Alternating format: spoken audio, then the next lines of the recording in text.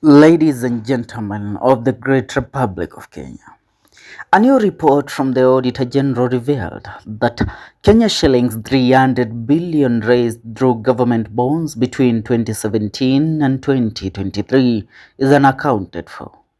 This is 300 billion Kenyan shillings, money that is meant to develop this country, money that is meant to fund projects in the Republic of Kenya. According to the Auditor General, Mary Nyakango, the money cannot be traced. As we speak, there has been a conversation that has been ongoing in the Republic of Kenya. A conversation that has been revolving around the odious debt that we have as a republic, where we were told that in the last 10 years, the country has borrowed over 10 trillion Kenyan shillings. Among that money, only an amount of 4 trillion that has been approved by the Parliament of the Republic of Kenya. The other money has been borrowed through backdoor channels, and the people of Kenya cannot see that money being accounted for in funding any projects in the Republic of Kenya. And so, the people of Kenya have been protesting against the payment of the said odious debt. This is a conversation has been steered by none other than the Busia Senator Okiyah Omtatah, who has made it his sovereign duty to call the government to account in the cases of odious debt that the Republic faces. Now, according to the findings, the National Treasury mobilized Kenya shillings 2.97 trillion during the 5-year period, yet only 2.67 trillion was deposited into the consolidated fund as required by the law. The Auditor General noted that no justification was given for the missing amount, 300 billion Kenyan shillings. The report also highlights concerns that a portion of the 2.67 trillion that was properly traced was diverted to domestic debt payments instead of funding development projects, raising further questions about transparency and accountability in the use of public funds. I want to read a statement delivered by Okiyah Omtatah today in regards to the missing 300 billion. Through his official social media page on platform X, Omtatah says, Kenya shillings 300 billion cannot simply go missing. If the Auditor General cannot trace funds raised through government bonds, then we are staring at a full-blown crisis of accountability at the Kenya Treasury and the Central Bank of Kenya. Public debt is borrowed on behalf of every Kenyan, present and future. Every shilling must be accounted for. Article 201 and Article 206 of the Constitution demand nothing less than full transparency in public finance. Money does not vanish, it is made to vanish. Those responsible must be held personally liable. We refuse to normalize theft. We refuse to accept impunity. We will pursue the truth in Parliament, in court, and in the public domain until Kenyans know what happened to their money. Kenya is not a private enterprise. The Constitution must reign. We demand full accountability and radical transparency. And I echo these words.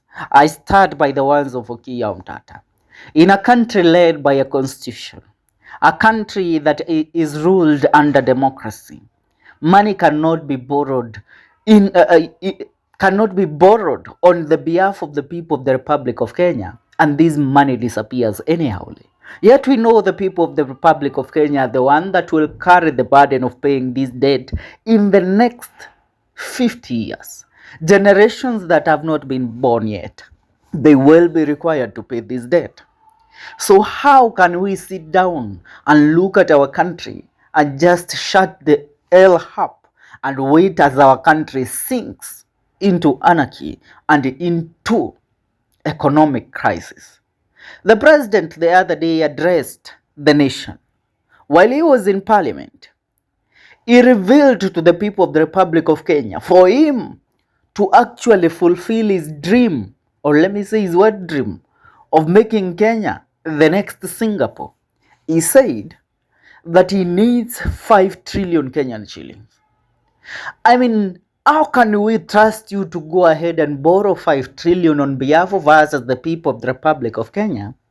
Yet, the money that has been borrowed on behalf, that has been borrowed on Kenya, through Kenyan bonds cannot be traced, an amount that is equal to almost half a trillion. Mr. President, you have to start leading this country towards the right path. You have to divert your attention and you have to actually quench your thirst for public property, because that is what is destroying this property. Kenya is being sold to the highest bidder, and President William Ruto is the greatest beneficiary.